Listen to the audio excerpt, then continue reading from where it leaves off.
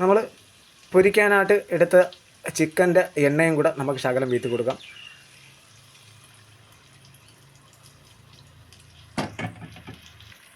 നമ്മൾ ശകലം ഉപ്പും കൂടെ ഇട്ട് കൊടുക്കാം. നമ്മൾ ചിക്കൻ പൊരിക്കാനായിട്ട് നമ്മൾ പുരട്ടിയിൽ ഉപ്പിട്ടിട്ടുണ്ട്. ശകലം ഉപ്പും കൂടെ ഇട്ട് കൊടുക്കാം. നമുക്ക്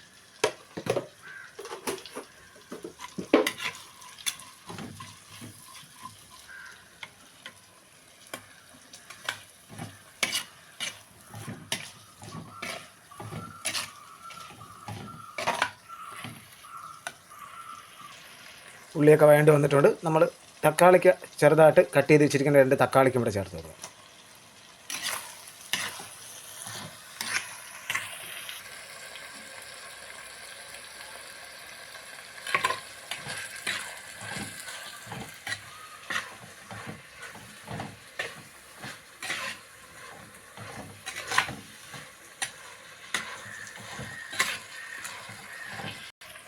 ഒരു ശകലം മഞ്ഞപ്പൊടിയും കൂടി ഇട്ട് കൊടുക്കാം. നമുക്ക്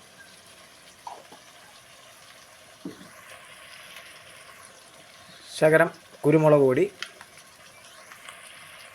ശകലം കറി മസാല പൊടിയും കൂടി ഇട്ട് കൊടുത്ത്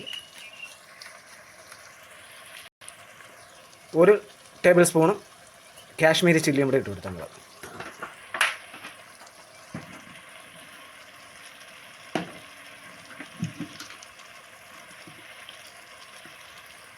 1 സ്പൂണ് മല്ലിപ്പൊടി അതും കൂടെ നമ്മൾ ഇട്ട് കൊടുത്തിട്ടുണ്ട്. നമ്മൾ ഒരുപാട് വെള്ളം ആക്കുന്നില്ല, ഡ്രൈ പരുവത്തിനാണ് എടുക്കുന്നത്. അപ്പോൾ നമ്മൾ പൊരിച്ച് വെച്ചിരിക്കുന്ന ചിക്കനും കൂടെ ഇട്ട് നമുക്ക് നന്നായിട്ടൊന്ന് മിക്സ് ചെയ്ത് കൊടുക്കാം.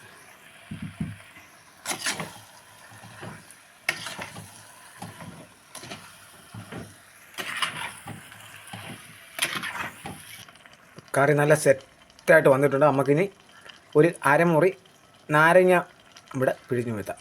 നാരങ്ങ നീരും ഇവിടെ പിഴിഞ്ഞു വീഴ്ത്താം.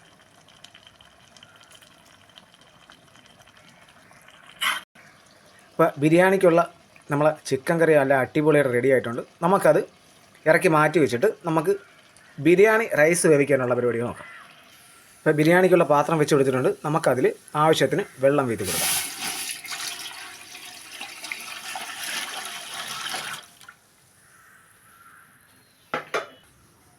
നമുക്ക് ആ വെള്ളത്തിൽ പട്ട, ഗ്രാമ്പു, തൈക്കോലം, ഏലക്ക, പിന്നെ കുരുമുളക്, വൈനയില എല്ലാം കൂടെ ഇട്ട് നമുക്കൊന്ന് തിളപ്പിച്ചെടുക്കാം. നമുക്ക് ശകലം ഉപ്പും കൂടെ ഇട്ട് കൊടുക്കാം. അരിക്ക് ആവശ്യത്തിനുള്ള ഉപ്പിട്ട് കൊടുത്ത് നമ്മൾ ചെറുതായിട്ട് കട്ട് ചെയ്ത് വെച്ചിരിക്കുന്ന ക്യാരറ്റും കൂടെ ഇട്ട് കൊടുത്ത് വെള്ളം നല്ല രീതിയിലൊന്ന് തിളയ്ക്കട്ടെ. തിളച്ചതിന് ശേഷം നമുക്ക് അരി ഇട്ട് കൊടുക്കാം. അപ്പോൾ വെള്ളം നല്ല രീതിയിൽ ചൂടായിട്ടുണ്ട്. നമ്മൾ കുതിർക്കാൻ വെച്ചിരിക്കുന്ന അരിയും കൂടെ ഇട്ട് കൊടുക്കാം. നമുക്ക്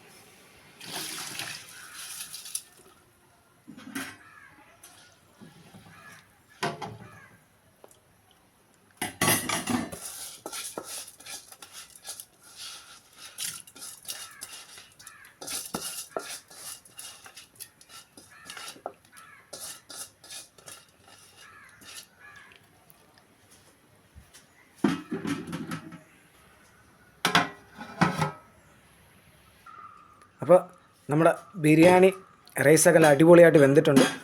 നമുക്കിനി ദമ്മിട്ട് നല്ല അടിപൊളിയായിട്ട് ദമ്മിട്ട് വയ്ക്കുക. അതിനായിട്ട് കുറച്ച് ചോറ് നമ്മൾ കോരി മാറ്റിയാണ് കേട്ടോ.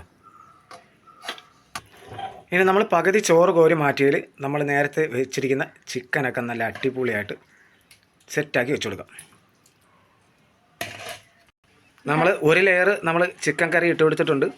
ഇനി അതിൻ്റെ പുറത്തുകൂടെ നമുക്ക് കോരി മാറ്റി വെച്ചിരിക്കുന്ന ചോറും കൂടെ ഇട്ട് കൊടുക്കാം.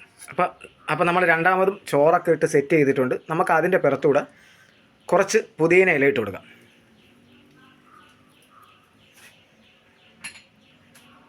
അതിനുശേഷം നമ്മൾ നേരത്തെ ഫസ്റ്റിൽ നമ്മൾ പൊരിച്ച് വെച്ച ഉള്ളിയും കൂടെ ഒന്ന് കറക്കി എല്ലാ സൈഡിലും ഒന്ന് കറക്കിയിട്ട് കൊടുക്കാം.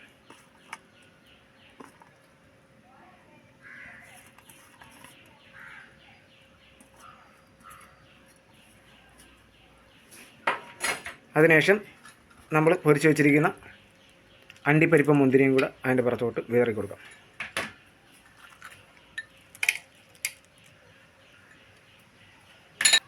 അതിൻ്റെ പുറത്ത് നമ്മൾ ശകലം പൈനാപ്പിളിൻ്റെ എസൻസ് ആണ് കേട്ടോ, അതും കൂടെ നമുക്ക് ശകലം വീത്തി കൊടുക്കാം.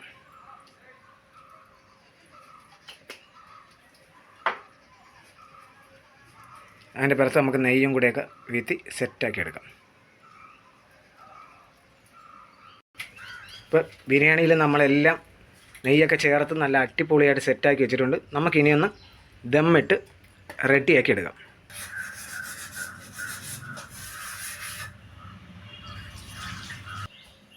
അപ്പോൾ നമ്മൾ ദമ്മൊക്കെ ഒന്ന് പൊട്ടിച്ച് നല്ല അടിപൊളിയായിട്ട് നോക്കുകയാണ് ബിരിയാണി സെറ്റായാൽ നോക്കാം.